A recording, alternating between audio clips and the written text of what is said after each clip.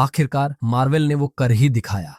काफी लंबे इंतजार के बाद डेयरडेविल बॉर्न अगेन सीजन 2 का ऑफिशियल HD ट्रेलर रिलीज हो चुका है। और ये सिर्फ एक ट्रेलर नहीं है, ये ईस्टर एग से भरा हुआ एक भंडार है जिसमें हमें डिफेंडर्स की वापसी का बड़ा संकेत दिखाई देता है और न्यूयॉर्क सिटी में आने वाले एक बहुत बड़े केओस की झलक मिलती है।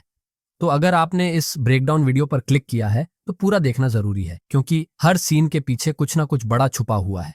अब इस ट्रेलर की सबसे बड़ी बात यह है कि अब जेसिका जोन्स और डिफेंडर्स धीरे धीरे वापस आ रहे हैं। जेसिका जोन्स पनिशर के बाद पहली डिफेंडर है जो ऑफिशियली लौट रही है। हाँ, सही सुना आपने। टेक्निकली कॉमिक्स में पनिशर भी एक डिफेंडर ही है, भले ही वो नेटफ्लिक्स के ओरिजिनल डिफेंडर सीरीज में नहीं था। अब सवाल यह है कि पनिशर डेयरडेविल के सीजन 2 में क्यों नहीं है। तो मार्वल टीवी के हेड के अनुसार पनिशर ऑफिशियली सीजन 2 में नहीं होना चाहिए, क्योंकि वो स्पाइडरमैन ब्रांड न्यू डे के इवेंट में बिजी होने वाला है। और इसके अलावा उसका एक स्पेशल प्रेजेंटेशन भी आ रहा है जो डिज्नी प्लस पर एक छोटी सी मूवी जैसी होगी।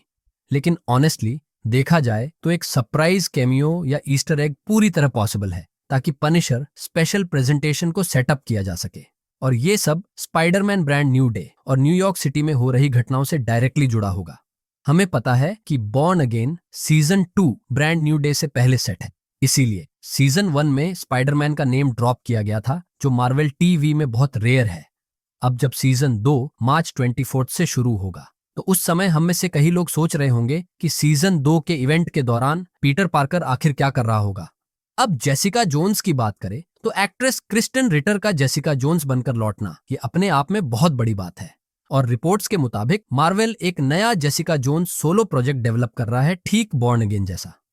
इसके अलावा एक्टर माइक कॉल्टर जो नेटफ्लिक्स पर लूक केज का रोल निभा रहे थे, वो भी इस सीरीज को लेकर मार्वल से बात कर चुके हैं। मुझे लगता है कि लूक केज पहले डेयरडेविल सीजन 3 में वापसी करेगा और उसके बाद ही वो हमें किसी दूसरे सीरीज में नजर आएगा। अब ओरिजिनल नेटफ्लिक्स डिफेंडर्स में से आयरन फिस्ट इकलौता बचता है जिसका फ्यूचर अभी भी अनक्लियर है। लेकिन अगर सब डिफेंडर्स लौटते हैं तो हीरोज फॉर हायर का सेटअप फ्यूचर में ऑलमोस्ट गारंटीड लगता है। कॉमिक्स में हीरोज फॉर हायर असल में लूक केज और आयरन फिस्ट ने बनाई एक टीम का नाम होता है, जो दूसरे सुपर हीरो और आम इंसान को पैसे लेकर मदद करते हैं।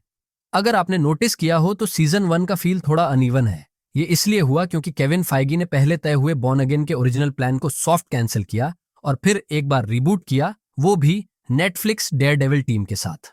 इसीलिए सीजन 1 फ्रैंकेनस्टाइन स्टाइल जैसा लगता है। शुरुआत और एंडिंग हमें टोटली अलग वाइब्स देती है, लेकिन इस बार सीजन 2 को पूरी तरह न्यू विजन के साथ बनाया गया है।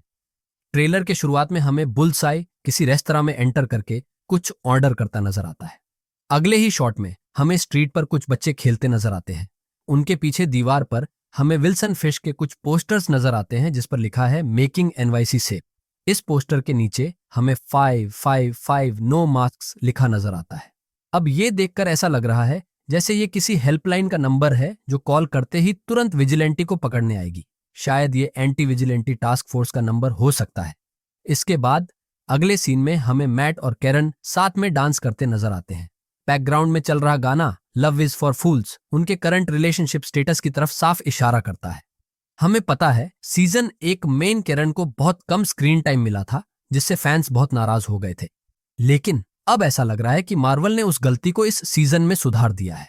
टीजर के अगले ही शॉट में हमें मैट अचानक से कोलैप्स करता नजर आता है और फिर हमें विल्सन फिस्क किसी साइकाइट्रिस्ट की तरह व्हाइट कोट और ग्लव्स पहने हंसता नजर आता है।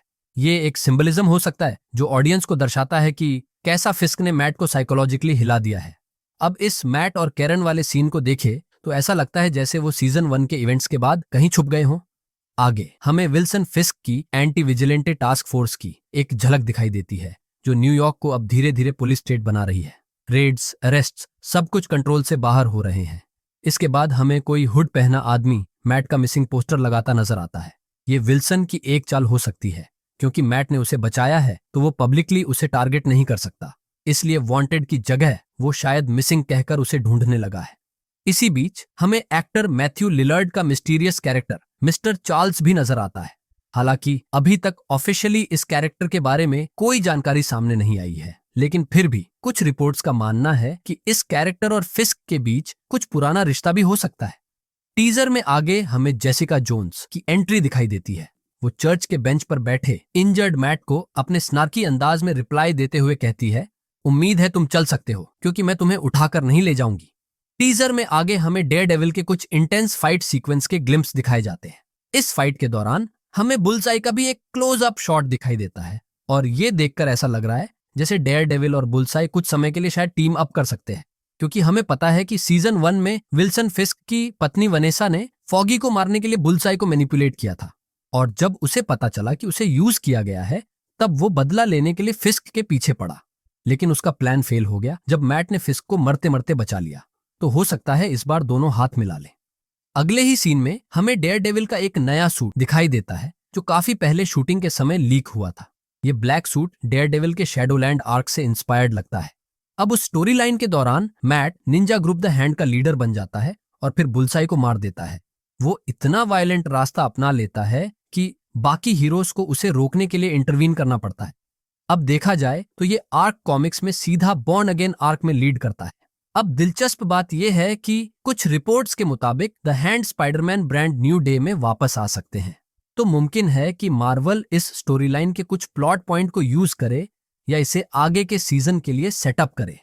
अब वापस टीजर की बात करें तो आगे हमें Fisk deputy mayor of communication Daniel Blake को धमकाता नजर आता है।